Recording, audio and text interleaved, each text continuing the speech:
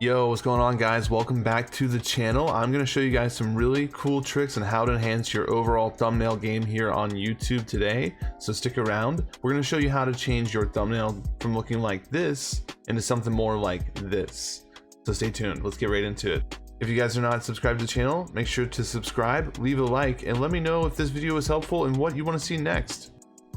Alright, one of the first things I'm going to teach you guys is curves. So curves is kind of how you control the highs and lows of the dark and light values on the photo. So you can use levels or curves. We're going to do curves here. So you can bend it almost like an S curve. So we're going to pull down a little bit on the dark and a little bit up higher on the light. So if you see how it's more like an S curve, we're pulling more light to make it brighter and making all the darks a little bit darker through that adjacent line, that diagonal line that goes through. We want a little bit darker and a little bit brighter. If we go any higher or lower, we might actually make it too bright or too dark. So that's just perfect for me. This next quick tip is vibrance. All you have to do is take the vibrance scaler and pull it all the way to 100. And that's pretty much it. It's going to enhance the overall look of your image.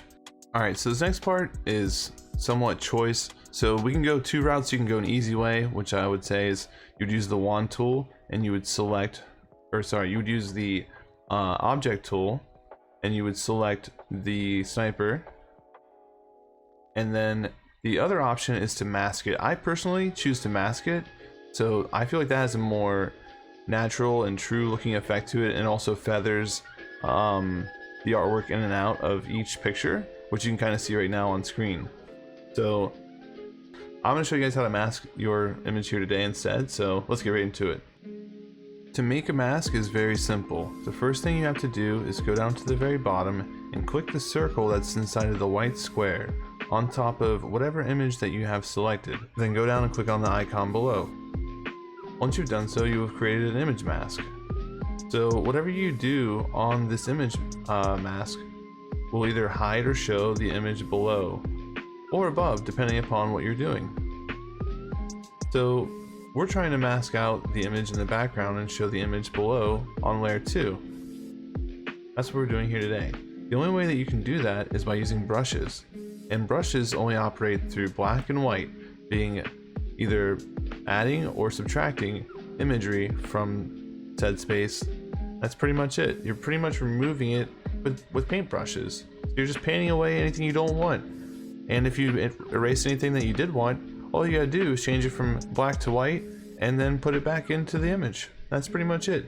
Masking made simple. This next one a lot of you guys are gonna like. All you gotta do is grab any kind of lens flare type PNG or image that may have a black background. Say it's not even a PNG. So what you're gonna do is take the image, drop it into Photoshop, and then you're gonna go over to the setting where it says normal, and you're gonna set it from normal to screen. And what that will do is remove the background of all the darkness in the image, because all we're trying to do is create a lighting effect. So making that screen, it only focuses on the lighting. So we're gonna get a really nice looking lens flare that we can apply anywhere on the image. Hopefully that's helpful, guys, and let me know if this is one of your favorite tips, because for me, this one I think will be huge for a lot of you guys.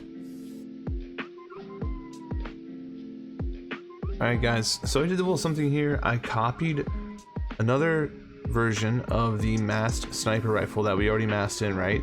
So we have two of the same images on screen. We're gonna set one to a different color here. So all we're doing is changing the color. Even the arm looks weird, but don't worry about that. We're gonna fix that here in a moment. So we're gonna set it to a different color degree. And then all we're gonna do is we're gonna erase away the image that's on top of the other image. Anyways, we just kind of erase away any of the color, just a little bit here and there, just to get it the way we want it, just right.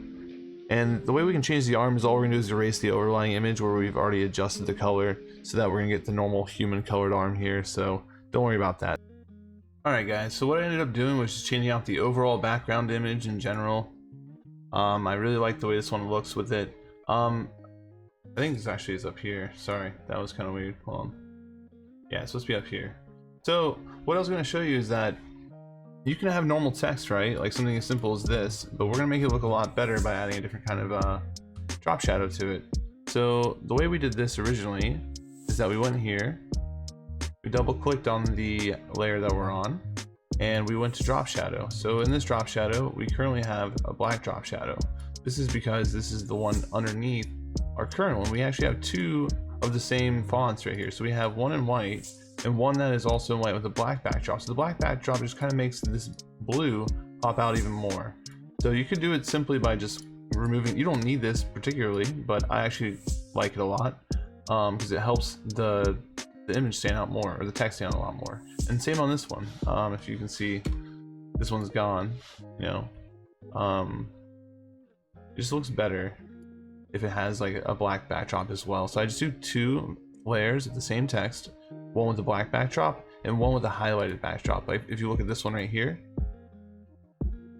you can see that we have a magenta backdrop. So you can change this to any color you want. If you want something different, and it'll show you right on screen what you're changing it to. So you have all the options in the world of what colors you want to work with. And you know, maybe red might be better.